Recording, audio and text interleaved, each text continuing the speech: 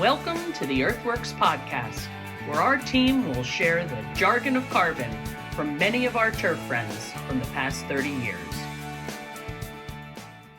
Welcome to this week's Earthworks podcast. I'm Joel Simmons. Today I'm going to be talking to an old friend and a very strong influencer in my life, Mr. Glenn Smickley, who is now the general manager at the California Club in San Francisco, California. Glenn and I go way back, probably as far back as my career has stretched. He was one of the first superintendents I had the opportunity and pleasure to work with back in the early 90s when he was building and growing in Robert Trent Jones Golf Club in Manassas, Virginia. We're going to talk a little bit about Glenn's philosophy on agronomy. We're going to definitely talk about the network of superintendents that he has built. And then ultimately, we'll talk a little bit about what it's like to go from growing grass to being the general manager. Hopefully, you can stay with us through the talk. There's a lot of podcasts on the Earthworks site. Please enjoy. Thank you, everybody. This is the Earthworks podcast. I am Joel Simmons. I am with a very dear and old friend. He's not so much old, but the friendship has been old. Glenn Smickley, who is now the general manager at the California Golf Club in San Francisco, California. Glenn and I met, when did we meet? Back in 91. You were just building, or you weren't even open yet, the Robert Trent Jones Golf Club in Manassas, Virginia. Was it open yet when we met? I don't even know if it was. I don't believe it was. We opened in spring of 91. So, yeah, but that was when met in 91 and spent a little time in 92 and then spent a lot of time in 93. So. How did we meet? Do you remember? I think I have a vague memory, and I'm going to tell the story from my end, but it's probably going to be different than your end. What's your recognition of remembrance of our meeting? You know, I remember just like meeting and getting introduced to you, and I thought it might have been at a GIS show through like John Chassard, but then you coming on site, I think was back in 92. And again, I think your story is probably going to be similar to mine, where it was a busy time of the year, busy year, and I think I sent one of my assistants to sort of say, take care of the sales guy, and let me know if you really think there's anything legitimate. That's pretty much what happened. I think what happened was we got hooked up by Mr. Latshaw when he was still at Wilmington, and you were looking for some rock phosphate. So this was early 90s. Earthworks was really very much in its infancy. We were barely struggling along. I drove all the way down from Easton to RTJ with my little Pathfinder truck with a couple bags of rock phosphate, and which was a good 3-hour drive. And then I think I got there, and you basically shoved me off to talk with, thank goodness, with Carl. And Carl and I got on the cart and we drove around. And my memory of this is he comes back to the shop and goes, "Look, Glenn, I don't know what the hell this guy's talking about, but I think you should talk to him." And that was pretty much the beginning of it. And I've said this to many, many people, and I'll say it to you on our podcast, but I give you an awful lot of credit for our success as a company and my success personally, because you gave us an opportunity and introduced us to an awful lot of people. And I'm grateful, and I think it's important for me to say that right up front. But tell us, your background, you're actually from this area a little bit, and give us a little rundown now. And I think we also interviewed Mr. Chassard at Lehigh Country Club a week ago for this podcast, and your name did come up. All good. Although he's still waiting for you to return his phone call, but that's another story for another day. But give me a little bit of background as to how you got into this whole industry and the places that you've been bouncing around through in all these years. So, and I did listen to the podcast last week, and John did a great job. So, don't build his head up too much. But anyway, so you know what? I was born and raised in a little town called Emmaus, Pennsylvania, and started caddying at Lehigh Country Club, where John is at.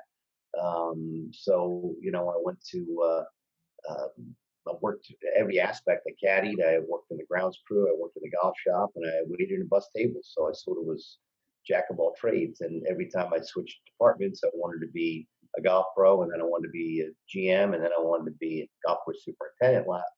finally. And so I was working at Lehigh Country Club, just in the grounds crew, and sort of fell in love with the agronomics.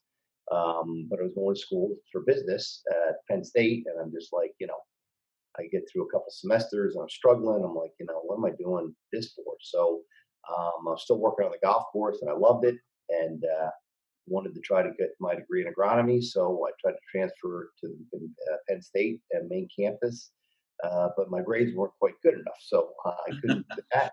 I know what that's like. But I got into University of Maryland 2-year program, and back then, um, I was in a hurry. I wanted to graduate the same time all my high school classmates were. So I got a 2-year degree from University of Maryland, from the Institute of Applied Agriculture in 1980. I think that has a little chip on my shoulder. I never really wanted to be a GM. It sort of got dumped in my lap, and we'll talk about that later. But I always felt like I was at the cusp when the 4-year degree was really going to be needed. I could see that. Matter of fact, when I graduated in 1980. I had almost re-enrolled in the 4-year program at Maryland because of my 62 credits, 56 transferred, and I wasn't being able to find a job. So, I had about 20 interviews and nothing was coming up because the 20 economy. interviews on golf courses? What's that? 20 interviews at golf courses? Different golf courses, Yeah. yeah. From phone interviews to, I just flooded everything with resumes, and nothing was coming about. It was 1980, and and it was everything from just crew positions to assistants, first, second assistants. And anyway, ironically, all of a sudden it's late March, and I'm like I said, I was literally enrolled to go back to the 4-year university, because at that point in time, after 2 years, I was having a lot of fun at school. So anyway, so but then all of a sudden, my home club, Lehigh Country Club, Greg Fantuzzi was the assistant. He gets the Carlisle Country Club job, and I'm sort of, left in the wings. And Marty Nadenicek was the golf course superintendent, and he offered me the assistant's position. So I went in there as assistant golf course superintendent. 3 years as assistant there. Then I moved on to Heidelberg Country Club out in Reading, Pennsylvania, or Burnville. As an assistant? Nope, head superintendent. You took the super's job at kind of right there from there. 3 years at Lehigh as an assistant, 3 years at Heidelberg Country Club, working for John Ginther as the head superintendent. And then I went to Kennett Square Country Club. I was there for 4 years, from 85 to 89, before I landed the RTJ job, and really enjoyed Kennett Country Club. It was great. We did a bentgrass conversion, and then I segued down to Washington, D.C. I was at RTJ for over 21 years.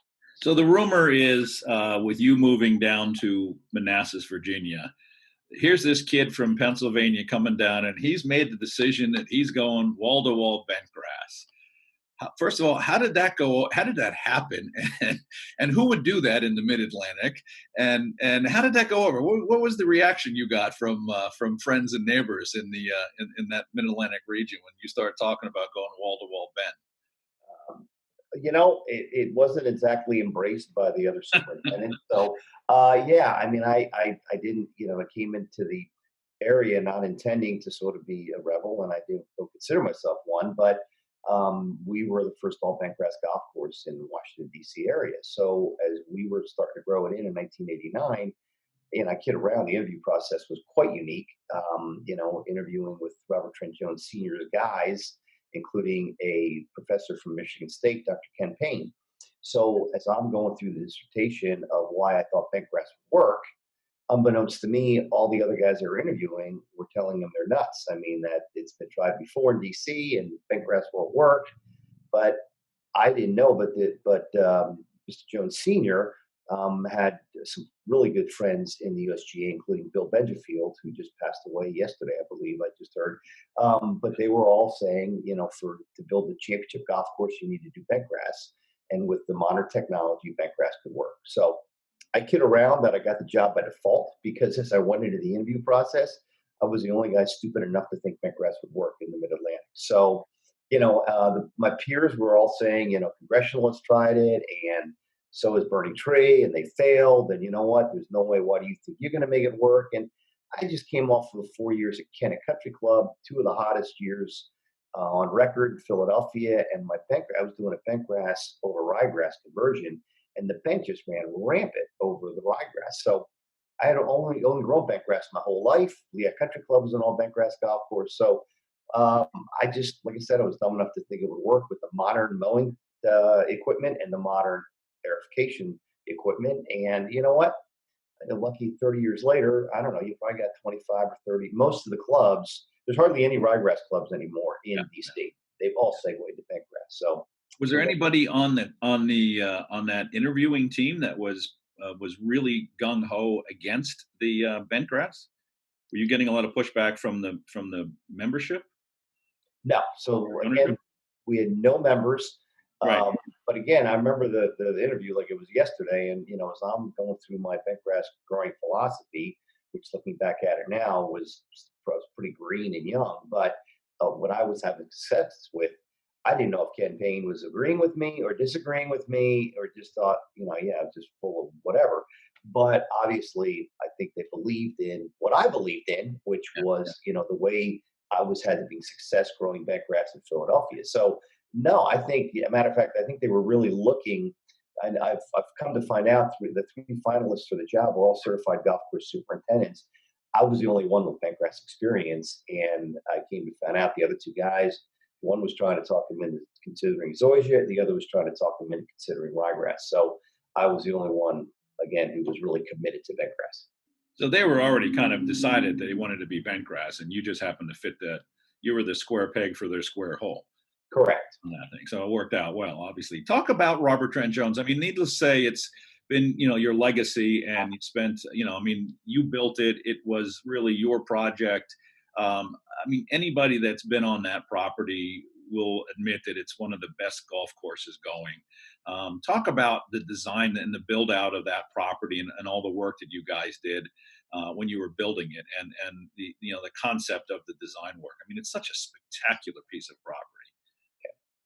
It's my heart will always be with RTJ. So there was a period of time there I thought I'd retire there, but Robert Trent Jones Golf Club. I got there in September of '89, and only the front nine was roughed in. The back nine they were still rougher, or the second nine they were roughing in. But it was just an opportunity of a lifetime. So to get growing experience, to get bentgrass experience, and it is truly a unique piece of property. And as you were starting to say, we met through the Black Rock Phosphate, and of course we expanded upon that.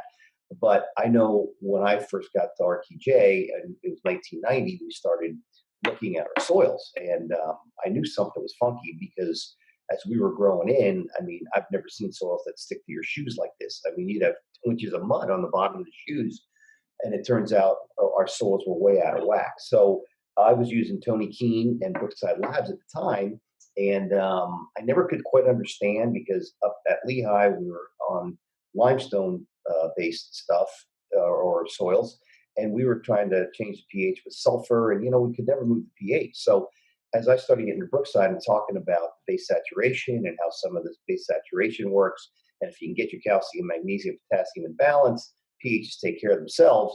So as we started doing that, and it took 5 high cal lime applications to make it work at RTJ, but it was really Tony Keene who started talking me into some of these, New Jersey green sand for a potassium source, Black Rock Phosphate for phosphorus source, to try to really build the soil. So that's sort of what got me segue to you. But once I got the Brookside philosophy, if you will, it all of a sudden clicked to me. I finally found something that actually was moving the pH, and the soils did start to flocculate, and the perk rate got better, and the turf performed better. I mean, all of a sudden I found something that made sense to me. So, like I said, in the interview process with Ken Payne, I was still trying to understand more about base saturations of pH, but I really did get to understand it more and perfect it, I think, when I got to RTJ. This whole base saturation thing is this base saturation is the heresy. You know that you're gonna be shunned and kicked out of the industry like I have been for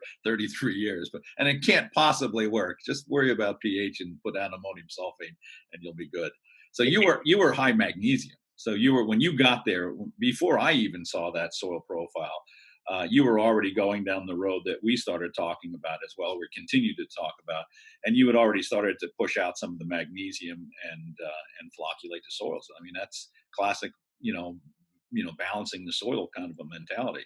When I got to RTJ, you were one of the first people that I worked with that had worked with that model, and this has been what I cut my teeth on. And you're one of the few superintendents that fortunately had the chance to meet Jerry Bernetti, my business partner and the gentleman that helped start this company with me.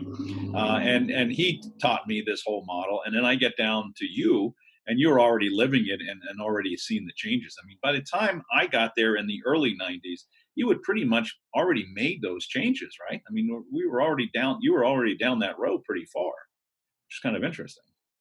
Yeah, we definitely were. And like I said, I would have, the only limestone that or liming product that I was ever accustomed to was dolomitic lime. And if I'd have would have Yeah. started throwing dolomitic lime, I'd have gotten no benefit because my magnesium was higher than my calcium base saturation. So, yeah, and I know base saturation was a little, cutting edge back then, but that's what I've trained all my guys, who worked under me was the base saturation. So, yeah, you and I really started getting together in '93 when I had the takeoff patch because I had gotten the soils in balance. '92, everything was humming. I mean, the golf course couldn't have been better. We were gaining quite the reputation, and all of a sudden we got turned upside down with the takeoff patch in 1993.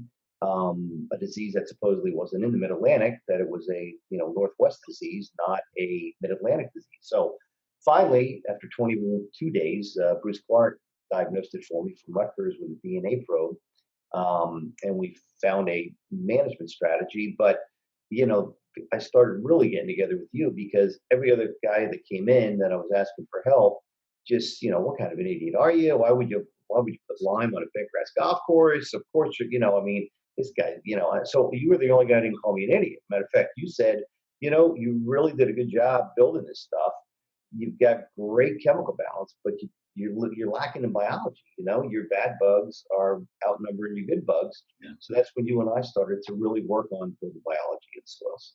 Were you one of the first courses in the Mid Atlantic to see take all? I'm not sure I remember that. Was that the case? Yeah, we Yeah. were. There was a couple of guys that had some greens that peaked or known suspected was take all Yeah. patch, but Maryland didn't have the DNA probe. Never had total confirmation that it was take all patch. But Pete was the one. Back in the day, Houston Couch said no way, no way, no way. Through Pythium, Derdone's like, look, I think it could be take all, and he wanted me to get in touch with Bruce Clark. So I give Pete Derdone a lot of credit for helping me with the diagnosis of the disease. But up until that point, yeah, we were one of the first to really get it. And because we were all bent grass, greens, tees, and fairways, I had it all. I had it on greens, I had it on tees, and I had it on fairways. I had it everywhere. It's funny you say that I was one of the only one that didn't call you stupid. I felt the same way because I've always been a big believer in what Bruce Clark did. I mean, he did some phenomenal research on take-all, but what his research showed me, and I'm certainly not a pathologist, never would claim to be one, but he was using ammonium sulfate to lower the pH. And Jerry and I were looking at that and realizing, what we thought he was doing at that time was releasing calcium from the soil profile, because ammonium sulfate will knock calcium off, and making it available, and therefore the plant can bring up this structural element, calcium.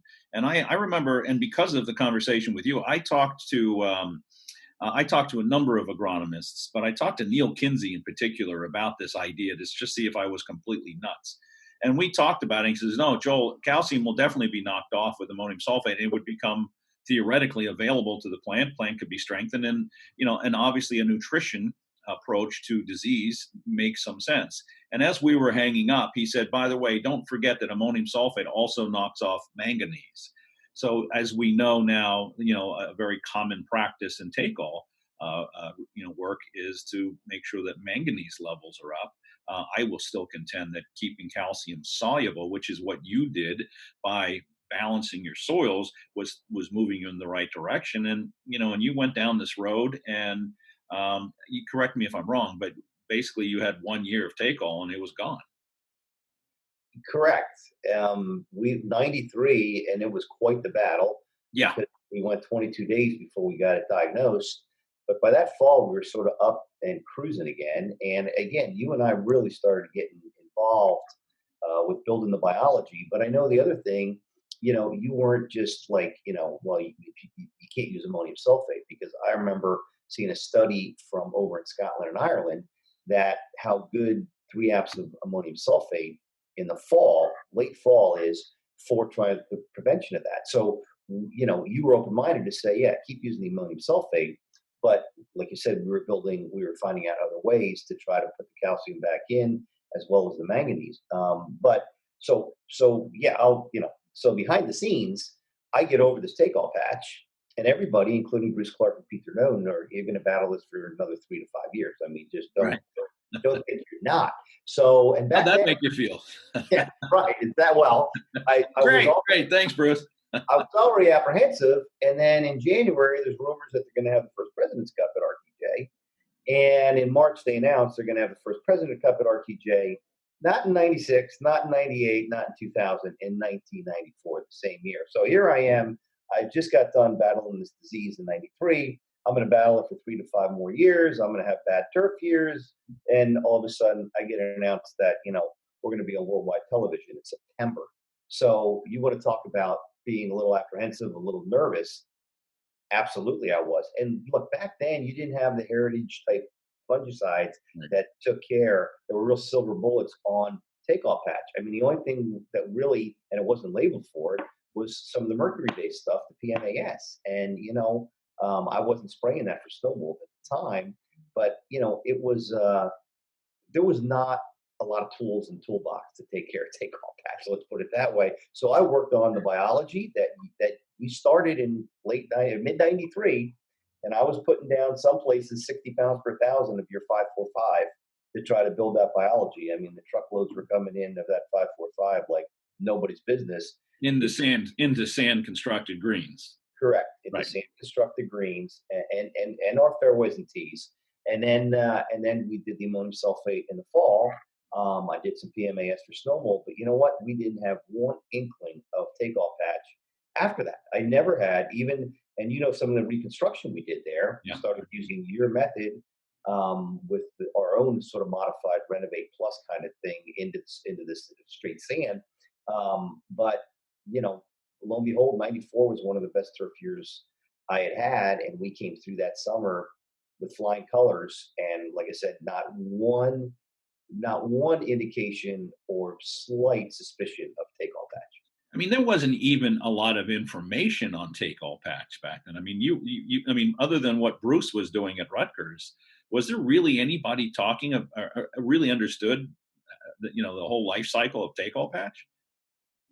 No, not at all. And So you were flying solo on this thing, especially in the Mid-Atlantic. Most of the guys I was talking to were in Washington State, or I talked to a couple of guys over in Ireland and Scotland. So it was, and even Ireland and Scotland, most of the grass over there is Poania, frankly. It's fescue and Poania.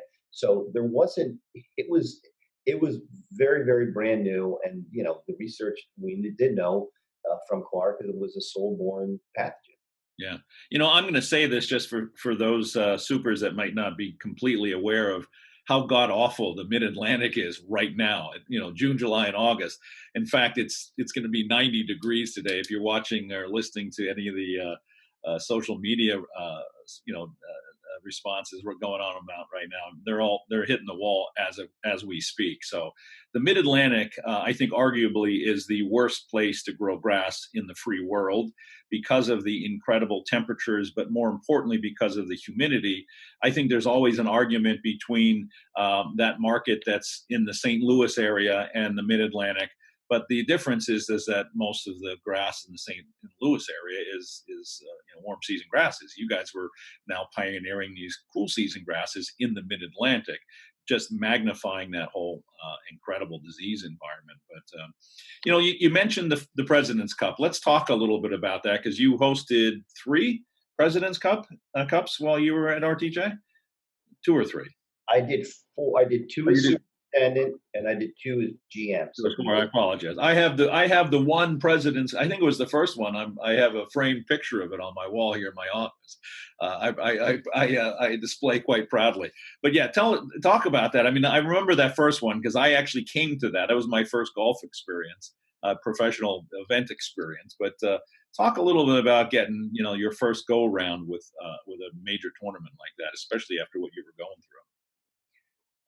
Yeah, I think probably maybe the best thing to happen to me was that it was such short notice because, we always pride ourselves on keeping the golf course in tournament condition because of the level of maintenance and what we were trying to do there. I worked for my boss at the time, so I went from working for RTJ and then segued into working for a gentleman named Ernie Ransom, who was at Pine Valley at the time. So naturally, really, they were very used to. He understood high end conditions. So we always pride ourselves in good conditions. But I mean, I was a 35-year-old superintendent. I mean, I turned 36 about the month after the President's Cup. So, talking about just being young and dumb, maybe that's the best thing that could have happened to me because, I was just like, I just put my head down and I just charged forward. And you know what? Not only took it and viewed it as a challenge, I mean, I embraced it, I relished it. And you know what? The whole crew did, and we really stepped to the plate. We put in a lot of hours that summer getting the golf course ready. The PGA Tour with my agronomist was Alan McCurrick, and the golf course was pretty close to being ready, but the little fine tuning we had to do, and then it was again. You talk about mid Atlantic weather. It was pretty early September. My recollection, like September 8th to 14th. It was on the early side, and it was so hot and humid. If you look at some of the highlights and the tapes from back then, I mean, we were having low 90s, and the guys were just head to toe sweat. It's 100% humidity. So again, you wonder why I'm in San Francisco. It's going to be 68 today. Yesterday it was really hot. It was like Howard. 75, like 75 yesterday. It was really hot. So yeah, I went to a spot in the country where cool season grass actually wants to grow and doesn't want to die. So that week of the President's Cup, I remember it distinctly. It was so hot and humid early in the week, but the humidity dropped like it does, like it tends to do. And we had a beautiful weekend for that first President's Cup. But that Wednesday, Thursday, Friday was just a challenge. Yeah, I was on property those days, and it was a god awful stretch of weather. What was the feedback you got from the professionals of the property when you did get feedback after the tournament?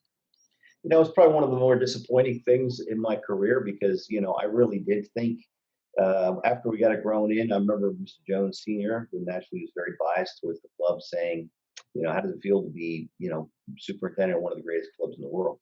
And I said, it's pretty cool. So then all of a sudden you get all these 24 top golfers, and they were not really that happy with the golf course. So, and I was like, some of the players in particular were really, really critical of it. So, some of them really did seem to enjoy it, but anyway, and it seemed to come down to the severity of the green. So the good news is, they really did like the conditioning. I talked to a lot of the players during the week, and especially the caddies. One of the things I learned from '94 is the caddies really do understand, and you can get the straight skinny from the caddies. So, but the greens were severe. So, I mean, Jones, his mantra was it should be an easy bogey and a difficult par. So the greens, if you got on the wrong side, you get in the wrong quadrant at the green, you really had a hard time to make to two putt. So the guys were very critical of the severity of the green. So matter of fact, after that, we did a lot of softening of the noses. He built these, they call them potato chip style greens, which frankly make it very hard to maintain because you've got these big high noses that the water leaches out of more quickly. So we actually went into the greens and some places into the cavity, and we softened a lot of those noses. I would venture to say every green at RTJ got touched in some fashion, probably between '94 and 2000, even for the 2000 President's Cup. Yeah, you made a lot of changes after that, right? You did an awful lot of reconstruction, especially in the greens, to accommodate the next go round, as I remember, and that's kind of when we started talking about doing some amending and fixing some of those things. One of the things that I really wanted to talk to you about today, and I think is an important legacy for any superintendent, is that you are the patriarch of one, and I'm going to be very biased here, but you're the patriarch of what I would consider one of the best networks in the golf industry, and there's a number of good ones out there, needless to say.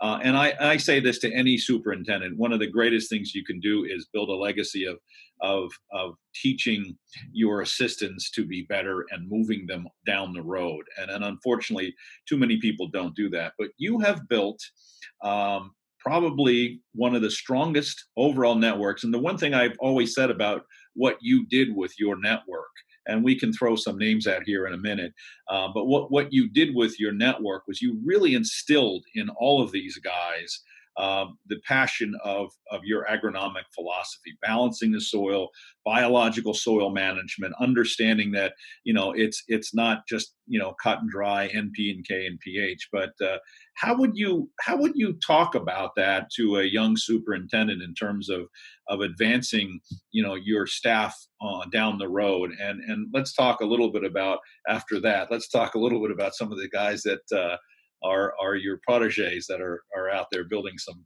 phenomenal properties as they speak. Yeah, look, I was very fortunate to be, at the right place at the right time. But my philosophy, and I trained under Marty Nedenicek, and his philosophy was the same thing: get assistants in there for 3 to 5 years, and then train them and get them, moving on to a superintendent's job. I think he always felt like it kept him sharper, and it certainly I felt the same way. I want some of these young guys, so hopefully I can learn something from them, and hopefully I can teach them quite a bit too. So, I was very proud of, in my 10 years there, I had 10 guys move on to be successful superintendents. Some of them have one's retired after many years at Forest Creek down in Pinehurst area. But most of them stayed in the business a long time and were very successful superintendents. So, you mentioned Neil Kinsey a little while ago, but one of the real game changers in my life and career, that is totally radical, was going to these acres conferences, and I read Hands-On Agronomy by Neil Kinsey a couple times, probably 3 or 4 times now, and that became sort of my Bible. I mean, to be able to convey it into, I'm not worried about grass yields or trying to get better yields of corn, but by being able to extrapolate it to turf, I tell you, it was a game changer to me.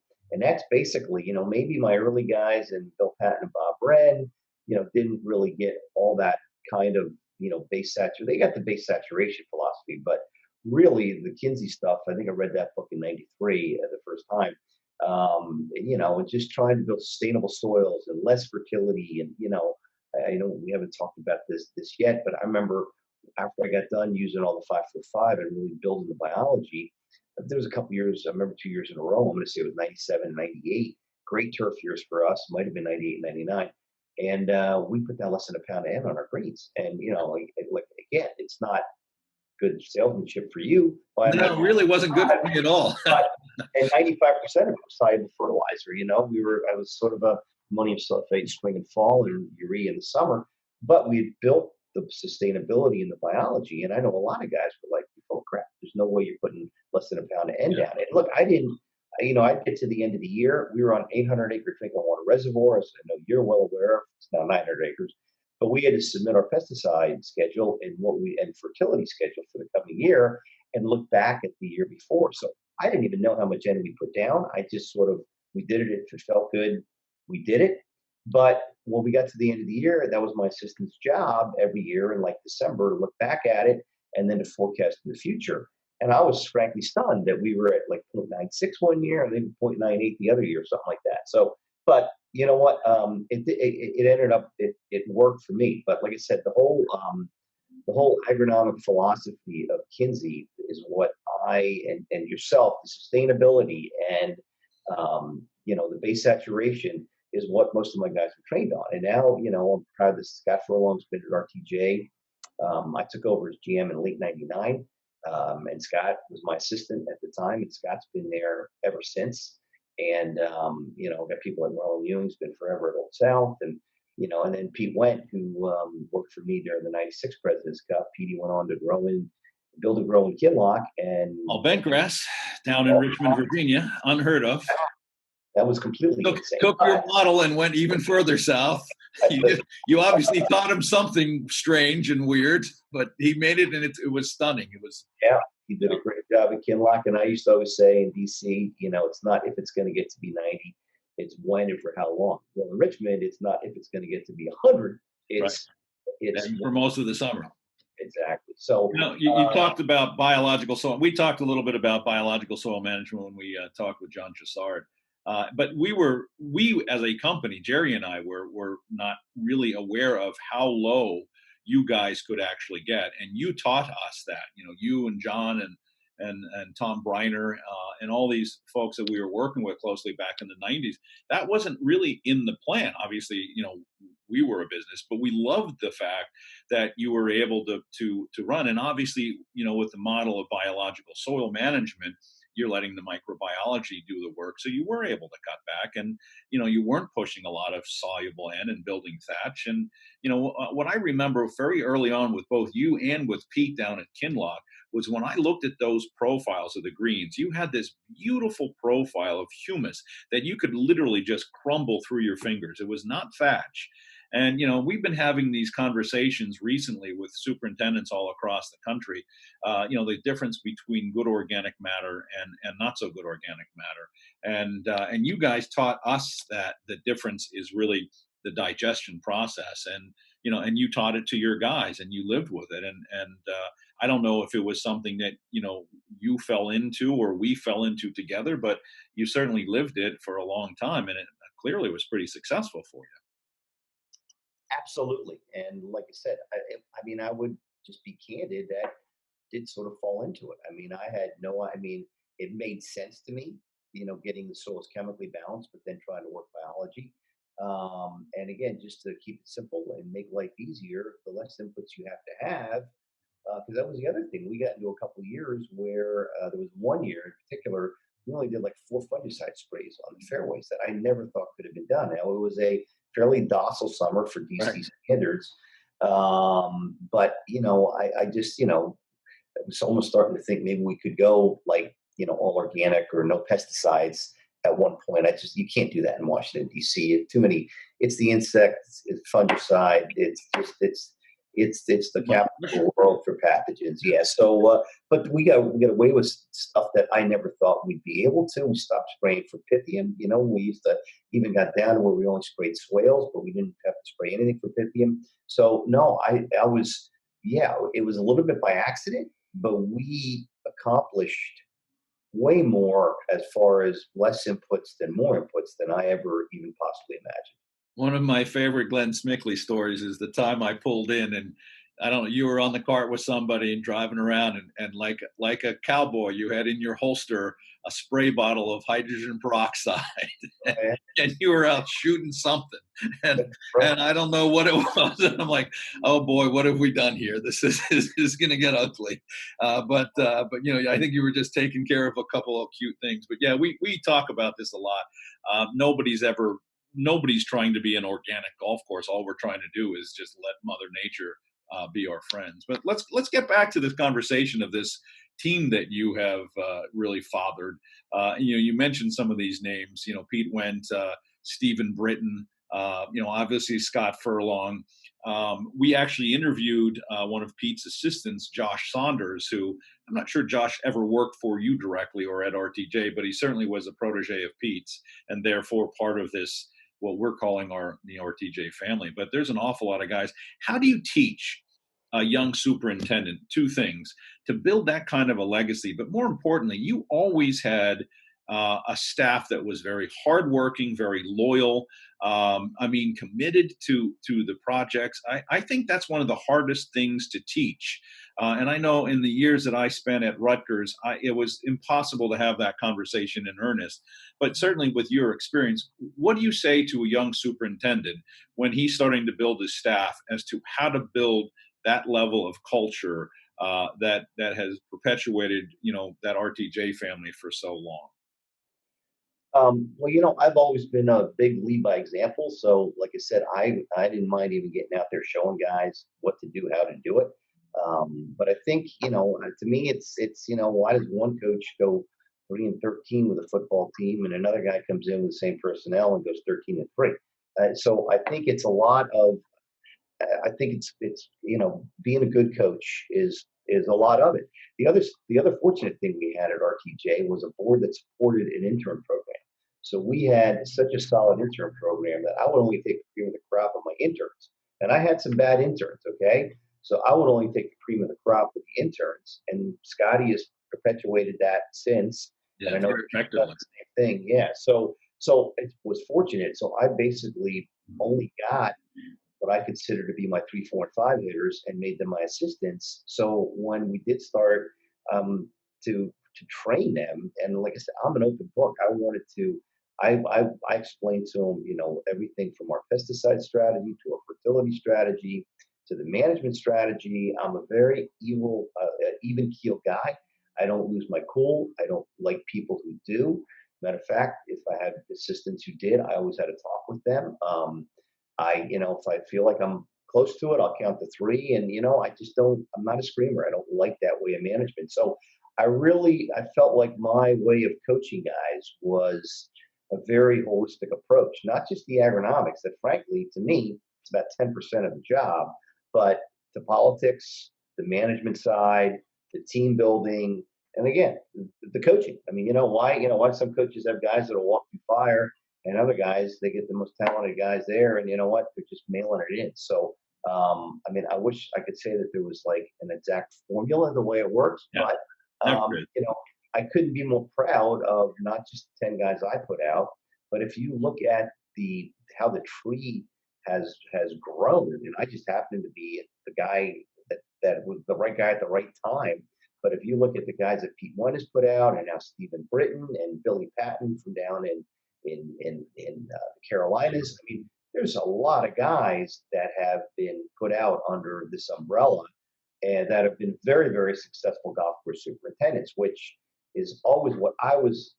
I didn't care if I only put two guys out there. It wasn't intentional, but I wanted those two guys to be successful. And if they're trained right, instead of just getting a club on their resume, but then all of a sudden they're out of the business selling in 5 years.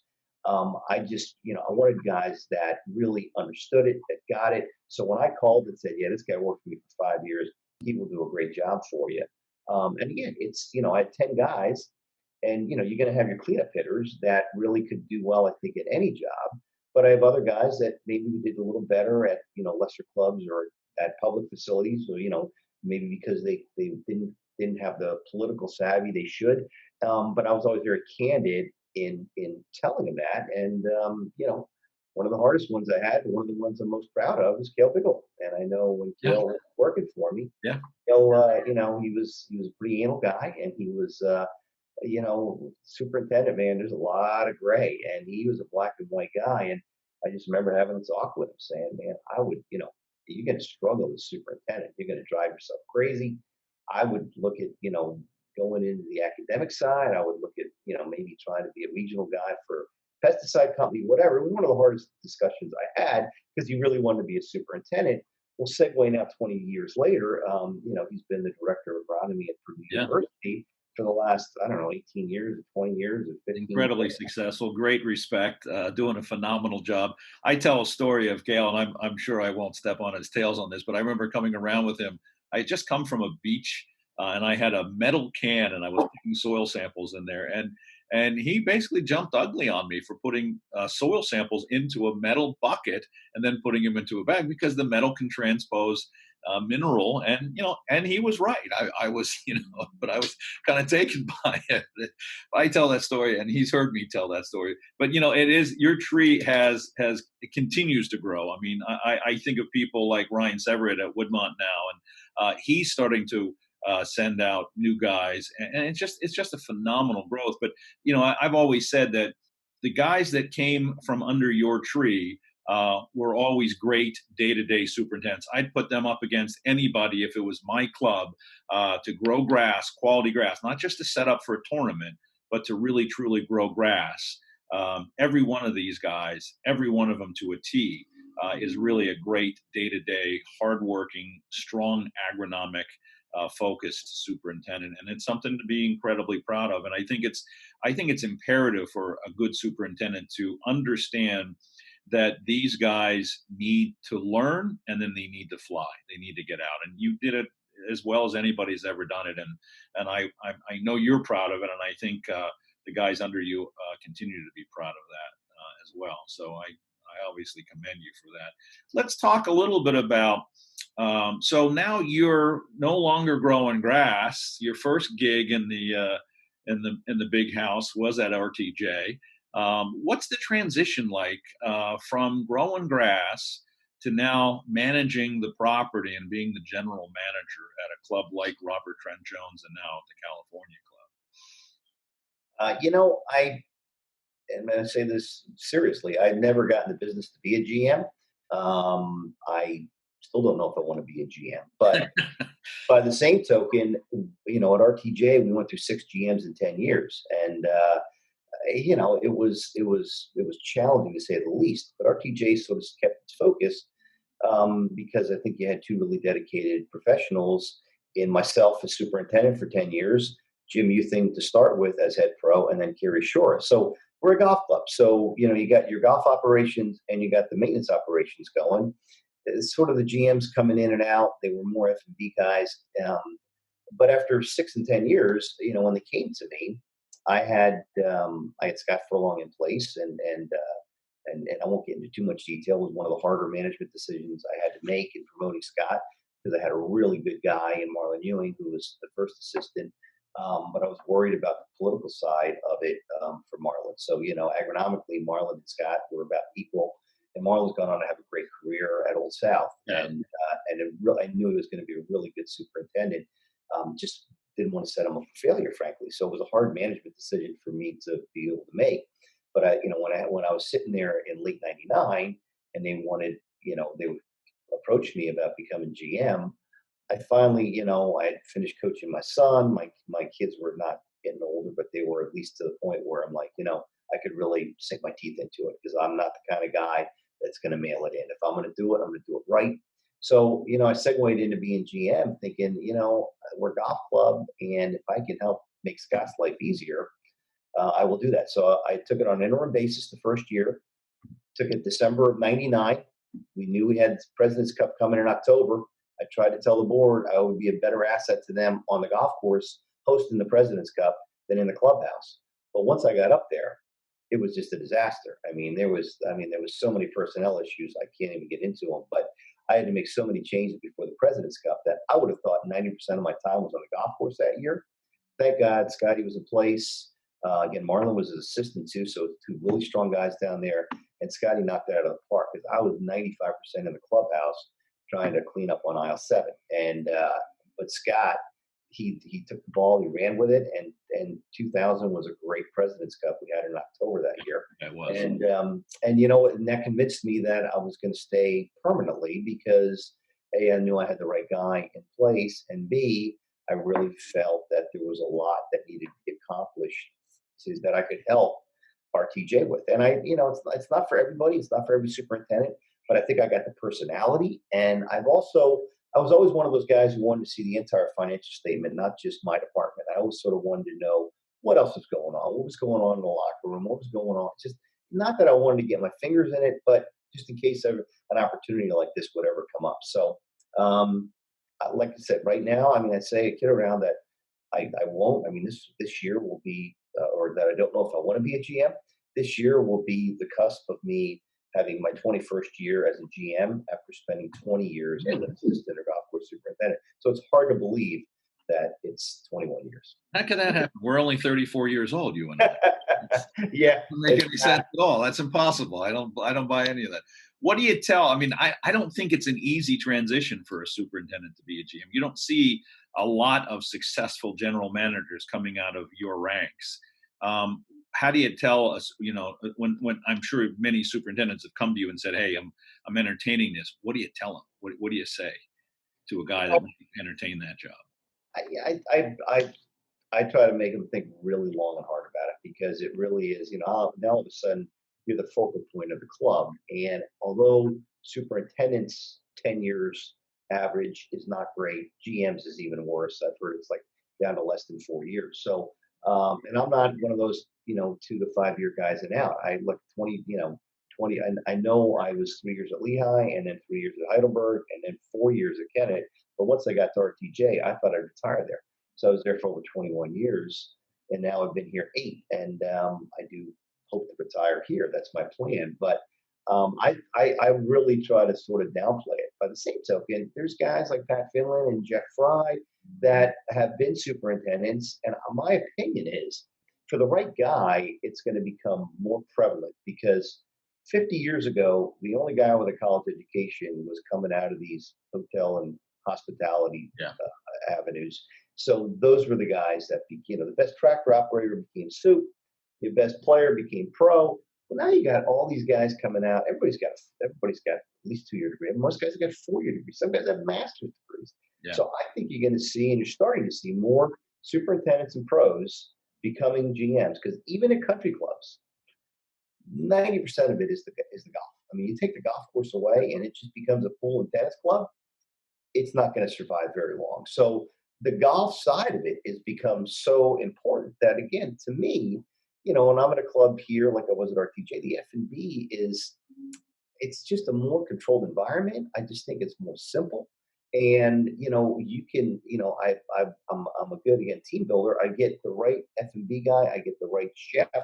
And it just sort of, it hums. It takes care of itself. So I think, although it was very unusual for me in '99, I think you're starting to see more and more guys. And Pat Finlan's a great, example of a guy.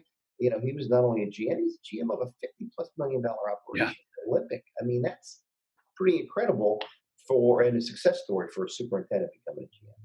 Yeah. It surprises me that there's not more of that path because, again, like you said, this is a golf industry, and who better knows the golf than the superintendent who, has basically built it and put his sweat, blood, sweat, and tears into it. So let's talk a little bit in the few minutes that we have left. So you decide to pack up, take your beautiful bride 3,000 miles away from her children, screaming and kicking, to beautiful California. My assumption, of course, and most of us, that the names that I listed earlier, we all assumed it was just because you're now much closer to the wine country, and that was really the motivation. But what made you take that step from the Mid-Atlantic, 3,000 miles to San Francisco to the Cow Club? And we'll talk about the Cow Club, which I think is absolutely one of the most spectacular stories in the business. But talk about the jump from East Coast to West Coast and how that went. Well, when I left RTJ, so, there was, the board had changed, the philosophy had changed. So I literally went from thinking I'd retire there in 06 and 07 to, wow, I got to get out of here. So, you know what, I took a buyout. And then once you're sort of sitting out there saying, okay, now I got to look for the next step in my career, it really became apparent there's really nowhere in DC I wanted to go. I mean, I was either, my kids were grown. I had the flexibility to go anywhere in the world practically. Did I want to go back to being soup? What did I want to do? So I really felt like, this gives me an opportunity to look, coast to coast. So as I sort of got frustrated not finding what I wanted, I ended up taking for a short spell, as you helped me with Fisher and Son, and I got back, no pun intended, to where my roots were, and sort of got in the turf and ornamental business as I bought time to find the right GM job. Because again, I felt like, man, I accomplished all this in, a 30-year, almost 30-year career, 28-year career. I don't want to start taking a step back and have to go down 4 rungs on the ladder and come back up unless I have to. So one thing leads to another, and Kyle Phillips calls me, who's become a good friend of mine at Cow Club's Open. And, I started interviewing here. The first interview was President's Day of 2012. And, one thing led to another. And next thing you know, I get the job. So, and to me, it was just like the perfect fit. I came out here not really knowing that I wanted to move 3,000 miles away. It's going to be a big deal. Once I got here and interviewed, it being a golf club, it's so golf centric. And they just redid the golf course, totally believe in it. totally believe in philosophy, fine fescue turf, which is very unusual anywhere in the country. So it's sort of abandoned dunes kind of feel. So it got me my agronomics. It got me, the leadership. I was taking over for a guy that was here 32 years. So I knew it was possibly a place I could retire at. So you know what? And I had relatives out here that I had 8 aunts and 8 uncles I used to visit. I was down to only having 2 aunts or 3 aunts still alive at the time. I guess better late than never. But once I interviewed for the first time, I was like, man, I really do want this job because There is a rumor that there was some nepotism involved in you getting this job. I understand your uncle was a member at the Cal Club. Is that how this all happened, or was there any actual real credibility in this? no, that is very true. But there was no nepotism involved. Matter of fact, when I was in the 11th hour getting ready to, get the job offer, I had one of my members who was a member here and there, and he didn't know anybody at the club except a guy named Al Jameson. And I said, I've never met Al Jameson, but ask him if he knows my uncle Doug Pledger because they were, I think this if he's the Al Jameson from where you were at Federal, they were golf buddies. Well, this guy as I'm on the phone with him, he emails this guy Al Jameson, and Al says Doug Pledger was one of my best golfing friends and my sponsoring member at Cal Club. So look, I used to come out here and visit, and we visited for decades, and we were golf geeks. So my brother and I would get set up by my uncle at Olympic and Pebble and Spyglass, and we never played Cal Club. This was his guys' club, and I didn't even know he was a member. It turns out he was a member here for 23 years. But again, I didn't, like I said, by the time I got to that, and Al Jameson and I have become great friends. I mean, Al has said that, Kyle Phillips is the best thing ever to happen to this club.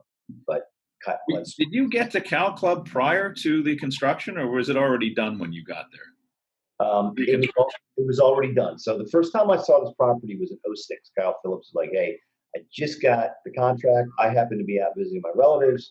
We came out. I played the golf course before. So you did see it before the construction was done. All right, that's kind of what I was asking. I mean, and for those of you that don't know the Cal Club prior and now, it was one of the best transformations I've ever seen in the golf industry. And it was one of those properties that if you were dropped in the middle of the finished new project and somebody told you this was the Cal Club and you knew the Cal Club, you probably wouldn't have known it. That's how dramatic it was. And it's a spectacular, I mean, Kyle did a phenomenal job. Thomas Bastis, who we have great respect for, who was your first superintendent, took the lead as the golf course superintendent there and did a great job. But it's a beautiful piece of property, and it's just I think Kyle did a great job, and you've got to be very thrilled about being able to work on a property like that again. Yeah, absolutely. And I mean, that happened in '07 and '08. I got here in 2012, but it's really it's quite a story because it had fallen into disrepair, and to take it and look at a 1938 aerial and put the Mackenzie McCann back into the golf course that was left, and then for Kyle Phillips to have to put 5 new holes in because there was a road that came in the '60s, Westboro Boulevard, or Westboro Avenue, that took 5 of the holes away. But I defy you to know and identify which 5 holes are Kyle Phillips. But it's got such a McCann-McKenzie feel. And to put it back to the way it was, and like I said, I totally believed in it. And look, I'd rather be lucky than good. Getting here in 2012, we just shot up the rankings. So, we're now ranked 50th in the world on Golf Magazine's top 100. I think we're 25th or 27th or something like that in the U.S. It's been pretty cool to see. But I've been so fortunate. I tell this all the time. I've been blessed to be at 2 clubs, in RTJ and Cal Club, that I really do think are 2 of the top 25 golf experiences in the world. And you've currently got a great young guy running that course, Javier Campos, and he's just he was Thomas's assistant, doing a great job. And you're kind of teaching him. I mean, he and I talk often, and and you can see the influence without the thumb on the neck kind of a thing. I mean, the one thing about that network of yours and that team was, everybody in that organization, and I think it still continues, is, you all worked hard, but you all played hard. And it was a friendship. There was true friendship in and camaraderie in all of those organizations, RTJ, and it continues through Pete's and Stevens, and all, and obviously with Scott now, but all of these groups. I mean, that camaraderie and that friendship and that culture is just so strong. And again, I can't commend you enough. And I got to think that you're bringing that same culture to California. So California Club is your retirement. You're going to sit on the porch there and drink your wine and enjoy the sunset as the career starts to go. Is this the plan now? Yeah, a little Chardonnay on the porch is a good thing. You know what? Not a bad thing. It's a pretty special area. We're blessed to be over at Half Moon Bay on the ocean. Yeah, I've been very fortunate, and you know what? I work for a great board. It's the best I think I've ever worked for. They'd like to see me retire here, so I'll be 62 in a few months. Well, I can't imagine not working until I'm 70. I love what I do. We're in the middle of some capital projects. Again, Thomas Bastis, kudos to him because he did exactly what I believe in, which was train a guy in Javier Campos, who was here for 4 years as his assistant, but had worked for like 14 years or 16 years on a crew and was groomed and ready to go. So he was our top candidate looking at it, and he hasn't disappointed. He's been a star. So love the capital projects, one of which is a maintenance facility, which is going to be a brand new state-of-the-art maintenance facility we're building right now. See that. And so, yeah, I hope this is my swan song, and I surely think it will be based on the board that I have here right now and the direction the club's going in. Well, my hat's off to you. Again, as I started this conversation, I can't thank you enough personally. I give you, a lot of credit for my career.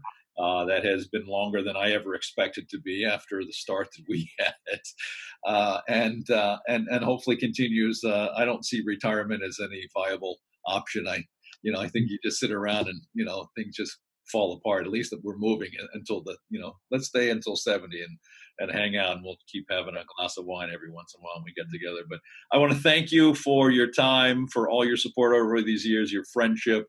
I wish you the best of luck, your team. Your beautiful wife, Bambi, and if there's ever any opportunity for you to come back east and sit on our porch, you always have a open welcome invite, and it's there waiting for you. So I thank you. I thank you for joining us on the Earthworks podcast, and we're going to be trying to get this out on the air sooner than later. Awesome. Thank you, Joel. Again, I really cherish our relationship. And you mentioned my wife, Bambi. She's a great woman, and you know what? It's 100% support. Lifting her up and bringing her here 3,000 miles away, and having the undying support, and it's a big deal. So I've been blessed with a good family and relationships like you and I have. So I will be in the Everettville sometime, having a glass of wine on your porch. Absolutely. Thank you. Thanks.